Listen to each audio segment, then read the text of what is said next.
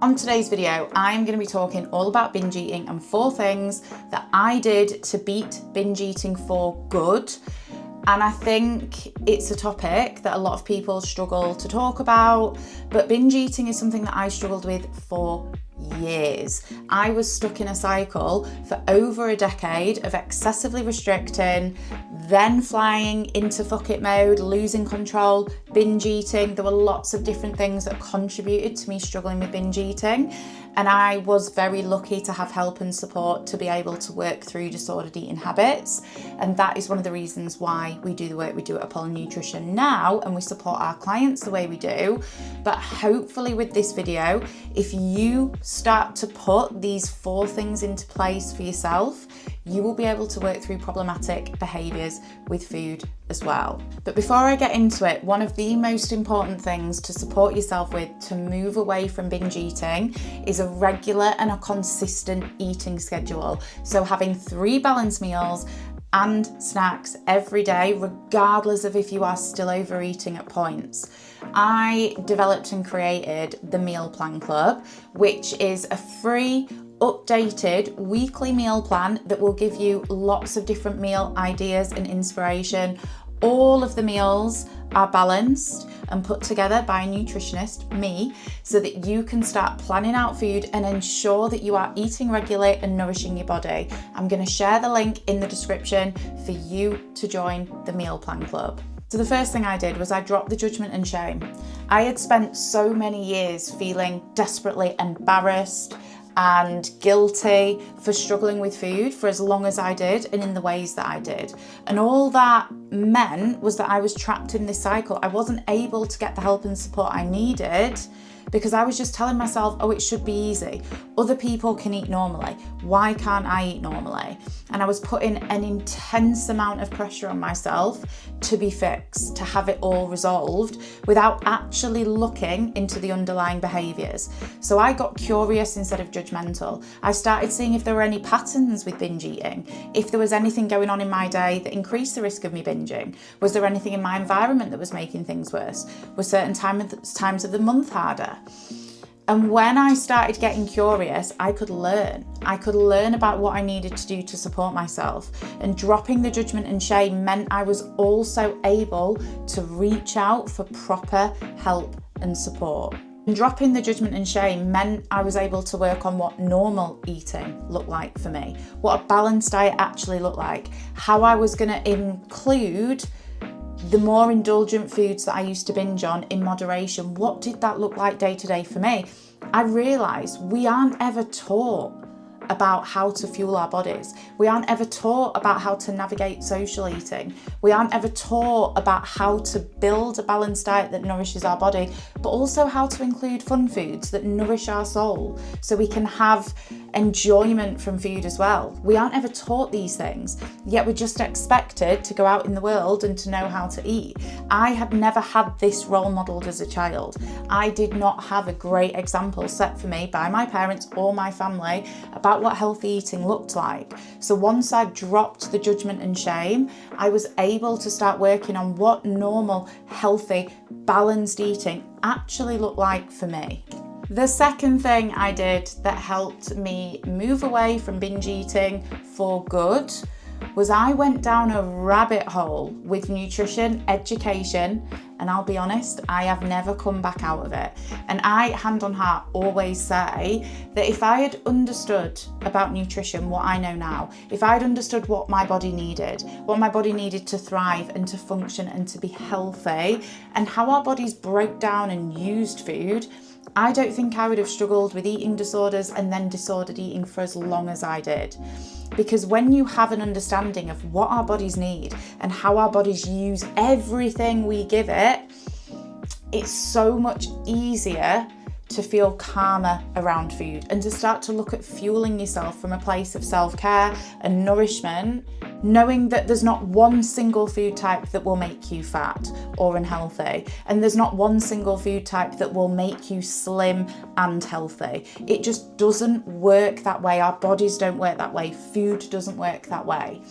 And I honestly think this stuff needs to be more accessible and taught in schools so that children can grow up knowing how to nourish their bodies, but also having a healthy relationship with food, being able to connect with friends and family, not stressing about a more indulgent meal, knowing how to include these things, and then just move on with their day without spiraling into fuck it mode.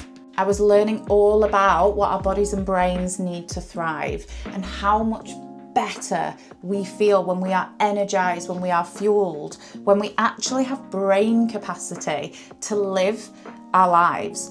And from that, this was where friends and family started asking me for nutrition advice. And it was one of the things that then led to me becoming qualified as a nutritionist, because people saw how I was making healthy amendments and adjustments to my own diet, how I was really invested and passionate about food, yes, from a health perspective, but also from a connection and celebration perspective as well. So people started asking me for dietary advice, and it was one of the things that made me realise I could get qualified here. And that was a turning point for me wanting to be able to support other people with nutrition one day as well.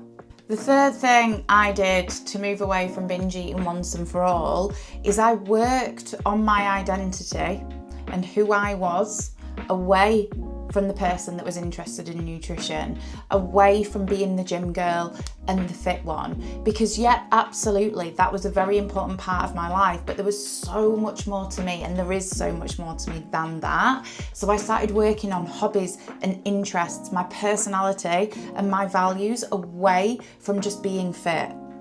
And it was actually that point in my life that I kind of set fire to my life, and I left a long-term relationship. We had a house together and a dog together. I still have Apollo now. But I just realised I'd been settling in life. I didn't have purpose. I didn't feel passionate about anything. I was just going to the gym and eating the way I did to try and look a certain way. But I wanted more from life. I wanted food to enhance my life and enhance my experiences. I wanted passions and hobbies away from the gym, away from being in shape, away from always being lean. So I knew that I had to work on different areas of my life to find out who I was and what I wanted to achieve in life. Then the fourth thing that I did was I started looking at food as more than just a way to control the shape and size of my body.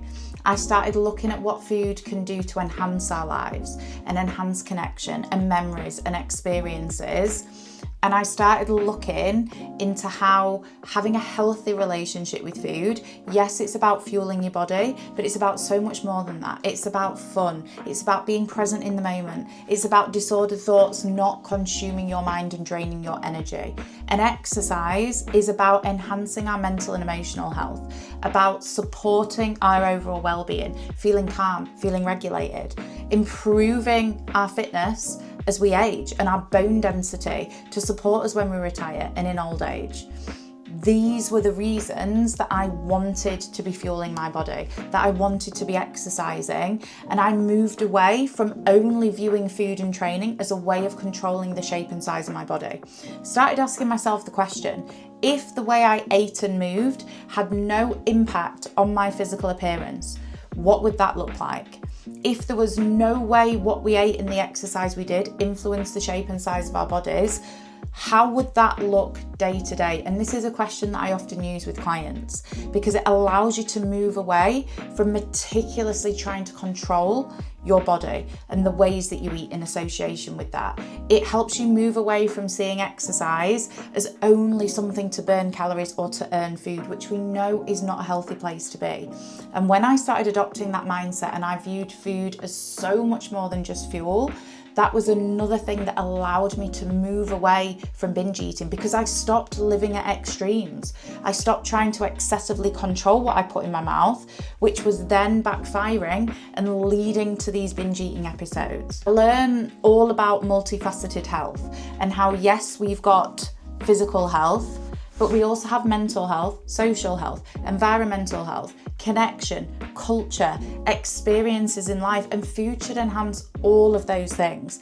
I started looking into the research about how people who ate to support overall health and used more mindful eating habits were actually healthier long term than people who didn't.